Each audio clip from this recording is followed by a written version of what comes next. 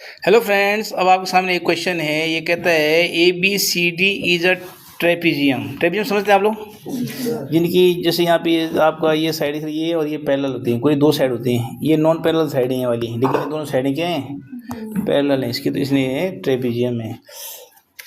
E and F are point on non parallel side A D. जो non parallel side आपकी हैं, वो जो ए डी और B C non parallel side हैं, उसमें एक पॉइंट आपका ई और एक पे है एफ। ठीक है, non parallel side A D F B respectively such that E F is a parallel of A B. मतलब ए बी के पैरेलल आपने इसके ए बी के पैरेलल आपने एक लाइन खींची ई एफ, जो ए बी को ई पे इंटरसेक्ट करता है, ए डी को ई पे इंटरसेक्ट करता है और बी सी को एफ पे इंटरसेक्ट करता है, और ए बी और इस तरह से ई एफ दोनों पॉइंट इस तरह से लिया हमने कि दोनों पैरेलल हों, ए बी और ई एफ पैरेलल हों। इधर क्लियर, बात समझ आ गई? ठीक है, अब कह रहे हैं so that A E upon A D, A E upon A D, समझ लो, ये अपॉन ये, A E upon A D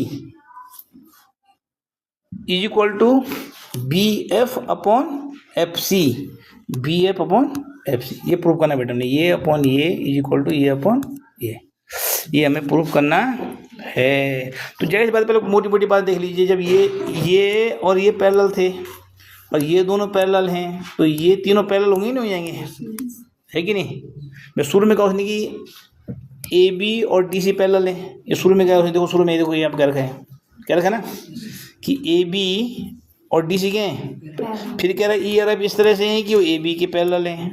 तो जब ए बी के पैरेलल ये ई एफ है, तो जाहिर सी बात है ई एफ जो है डी सी के पैरेलल भी होगा, यानी तीनों क्या है आपस में पैरेलल है। इतनी बात हो गई ख़त्म। उसके बाद क्या कह रहे हैं, अच्छा अब इसे हम क्या करेंगे, सॉल्व करेंगे। ठीक है, बात समझ में आ गई, सवाल समझ में आ गए सबके? तो अब हम इसको क्या करेंगे, सॉल्व करते हैं। देखिए आप, join A C to intersect E F at G. अब देखिए बेटा, हमने क्या किया, ए सी को हमने ज्वाइन कर लिया। ये हमने अपनी तरफ से किया, ए सी लाइन खींच रखी थी, अलग से देखिए खींची दिख रही है आपको ना, ए सी हमने लाइन अपनी तरफ से खींची ताकि वो ट्राइंगल बन जाए हमारे। क्या बन जाए? अब देख रहे हैं आप, इसलिए खींची कि ए डी सी एक ट्राइंगल बन गया, देख रहे हैं आप लोग। और ऐसे ट्राइंगल बन गया ए बी सी, ये भी एक ट्राइंगल बन गया और एक ट्राइंगल ये वाला बन गया। ये दो ट्राइंगल लेने थे मुझे, मेरा जो टारगेट था, इसलिए मैंने एक लाइन खींची ए सी। आप जो है डी बी भी खींच सकते हैं, आप जो हैं डी बी भी अगर खींच देते आप ऐसे, तब भी आंसर हमारा उस तरह से आता, कोई चेंज नहीं होता। बात समझ गया क्या? आप दोनों में से एक कर लीजिए। मतलब उद्देश्य हमारा क्या है, ट्राइंगल बनाने हैं। बात समझ में आ गई सबके? अच्छा जी।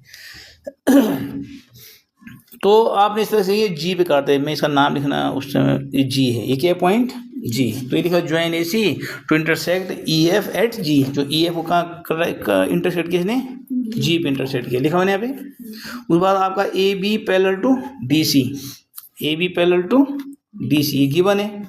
And E F parallel to A B, ये भी गिवन। नहीं कहो, इस तरह से लेंगे दोनों पॉइंट के, हम की दोनों पैरेलल होनी चाहिए। आप कहना ए बी के पैरेलल होने चाहिए ई एफ, इस तरह से आप जो है ई और एफ पॉइंट लेंगे। ठीक है, तो ये भी गिवन हो गया। अब जब ये गिवन है तो हमने बोला यार, इसलिए ई एफ और डी सी पैरेलल होंगे। हमने कहा ई एफ और डी सी भी क्या होंगे, पैरेलल होंगे। बताए ना आपको भी, तीनों ही पैरेलल हो गए आपस में। ठीक है, अब हम इसमें क्या करेंगे, जो हमारा थ्योरम के रूल हैं वो लगाएंगे। ठीक है, थ्योरम पहले हमने लिखा ट्राइंगल ए डी सी। क्या लिया हमने, ट्राइंगल ए डी सी, यानी ये वाला ट्राइंगल ले लिया आपने पहले। ठीक है, तो आपको पता है A upon E D is equal to A G upon G C, होता नहीं होता है? तो लिख दिया आपने, कोई दिक्कत नहीं, लिख दिया आपने। उसके बाद आपने क्या किया, दूसरा ट्राइंगल ले लिया, ये वाला। अब आपने ये वाला ट्राइंगल ले लिया। ठीक है, उसमें अब देखो, आप ध्यान दो, आपने यहाँ पहले ए ऊपर ये लिया, फिर नीचे ये लिया ना, तो यहाँ भी ऊपर ये ले लो, ताकि हमें वही चीज़ आए जो प्रूव करनी है। ठीक है ना, और हमने यहाँ ए जी अपॉन जी सी लिया ना, तो यहाँ भी यही करो, यहाँ भी B F upon F C ले लो। क्या ले लो, बी एफ अपॉन और A C upon, simple. A G upon G C और ये अपॉन ये दो इस ट्रायंगल में कि भाई ये लाइन और ये लाइन क्या है, पैरेलल है, इसीलिए हो रहा है ये सब कुछ, ठीक है। अगर ये और ये पैरेलल नहीं होते तब नहीं कर सकते हम रेशियो बराबर है, क्योंकि ये और ये लाइन पैरेलल नहीं, इसलिए हमने कहा ये अपॉन ये इज इक्वल टू ये अपॉन ये। आगे बात समझ में, ये बात समझ में आ गई।